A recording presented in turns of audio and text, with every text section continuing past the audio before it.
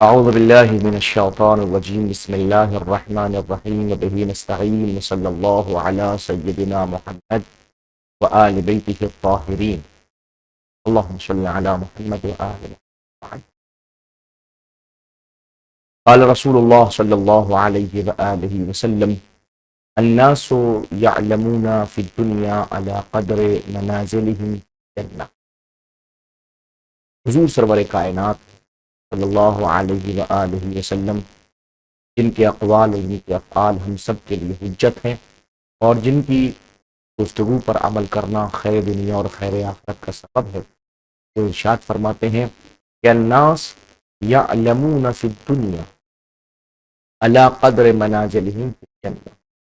لوگ دنیا میں عمل کرتے ہیں اس اعتبار سے ان کی جنت میں نازل معین، یعنی جنت میں جانے کا راستہ کہیں اور سے ہو کے نہیں جاتا، اس دنیا سے ہو کے جاتا ہے. اور یہ دنیا در حقیقت ہمیں معین کرتی ہے کہ یہ راستہ اہل جنت کا ہے، اہل جہنم. لیکن وہاں اس کی منزل، اس کا مرتبہ، اس کی عظمت بلندتر ہے. وہ سب کچھ اس دنیا میں عمل سے، لہذا ہمارا عمل اگر بہتر ہوگا تو ہم جنت میں بلندتر مقام پہ. ہم سب کے اعمال کو درست کرنے کی ہم سب کو وَيَنْقُضُهُ كُلُّ نَوَاقِضِ الطَّہَارَةِ، وَيَنْقُضُهُ، اور اس کو توڑ ڈالے گی. اس کو تیمم کو، تیمم ختم ہو جائے گا. کلو نواقض الطہارہ، ہر اس چیز سے کہ جو بھی طہارت کو توڑنے والی چیز ہے. طہارت سے مراد یا وضو ہے یا غسل ہے. اب جس کے بدلے میں آپ نے تیمم کیا ہے، فرض کیجئے آپ نے تیمم کیا ہے بدلے وضو کے، ہے نا، بدلے وضو کے، وہ نماز کا وقت آ گیا، پانی نہیں تھا، آپ نے بدلے وضو کے تیمم فرما لیا. اب تیمم کرنے کے لیے اتفاق کی بات آپ نے پیشاب کر لیا. پیشاب سے چونکہ وضو ٹوٹ جاتا ہے، ناقض وضو ہے کہ نہیں وہ پیشاب، تو ناقض تیمم بھی ہو گیا. فرض کیجئے اس سے آپ ہو گیا، فرض کیجئے آپ نے ریا خارج ہو گیا، تو ریا سے چونکہ یہ معاملہ ہوتا ہے.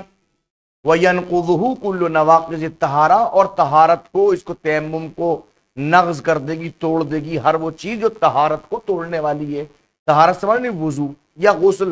اب جس کے بدلے میں تیمم کیا ہے آپ نے، وہ اگر مراد ہے تیمم سے مراد آپ نے کیا ہے بدلے غسل کے، تو جتنے غسل کو توڑنے والی چیزیں ہیں وہ، اور جو اگر بدلے وضو کیا تو جتنی چیزیں وضو کو توڑنے والی ہیں وہ، ٹھیک ہے نا، وہ سب. اگر ریا خارج ہوا ہے تو ریا سے تیمم ختم ہو جائے گا جو بدلے وضو کے ہیں.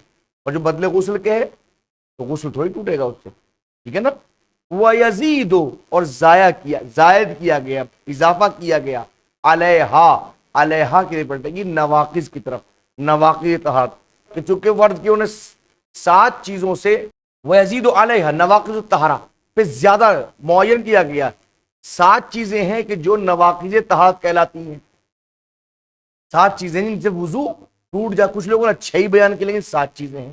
پیشاب ہے، پخانہ ہے، ریا ہے، وہ نیند جو آنکھ کان پہ غالب آ جائے، استحاضہ قلیلہ و متوسطہ کثیرہ، یہ ہے، ٹھیک ہے نا. یہ 7 چیزیں لگ بھگ بیان کی گئی ہیں جو نواقض طہارت ہیں.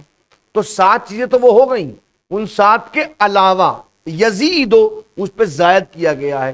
کیا؟ وجود الماء، پانی کا ہونا. پانی کا ہونے سے بھی تیمم ٹوٹ جاتا ہے، پانی کے ہونے سے. مگر کون سا پانی؟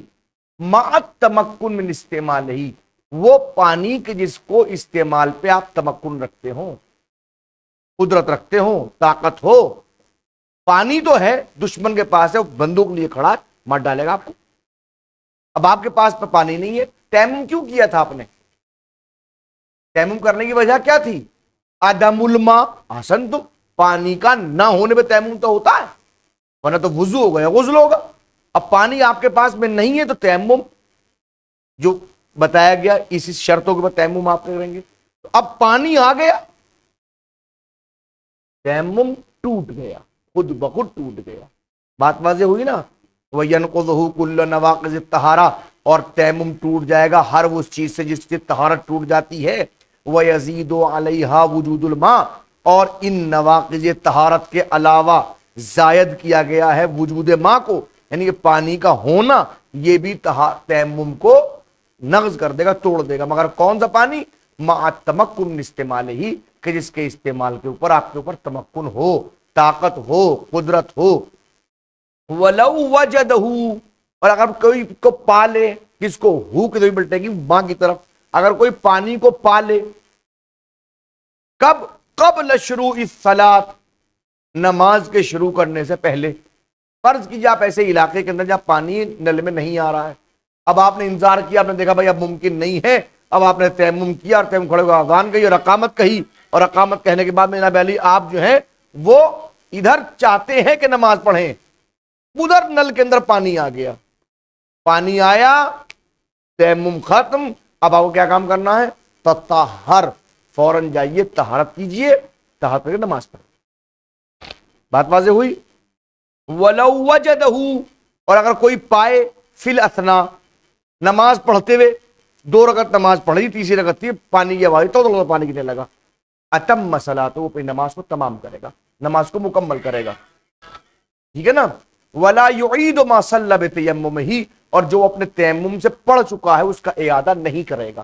فرض کیے صلاۃ ظہر اور صلاۃ عصر پڑھ رہا تھا, ظہر پڑھ چکا, عصر پڑھ رہا تھا, 2 رکعت نماز پڑھ چکا, 2 رہ گیا, وہ 2 تھی وہ تو مکمل کرے گا, جو ہو چکا ہے وہ ہو چکا ہے, اس کو دوبارہ نہیں پڑھے گا.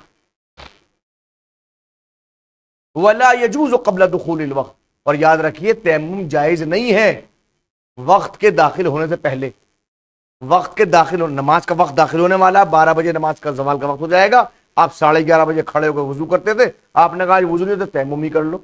وقت کے داخل ہونے سے پہلے تیمم کرنا جائز نہیں ہے.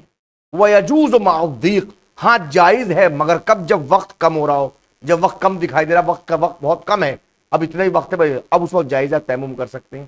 وفی حال الساعہ قولان, اب ایک منزل وہ ہے کہ جہاں حالت وسعت رکھتی ہے وقت کی.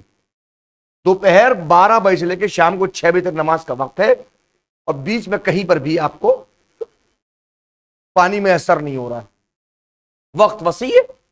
2 قول ہیں, ایک قول یہ کہ آپ کر لیجئے, ایک قول یہ کہ نہیں کر سکتے آپ جب تک کہ ذکر وقت نہ ہو جائے. 2 قول ہیں, ٹھیک ہے نا. الباب الخامس انشاءاللہ بعد میں. صلی اللہ علی محمد و آلہ الطاہرین.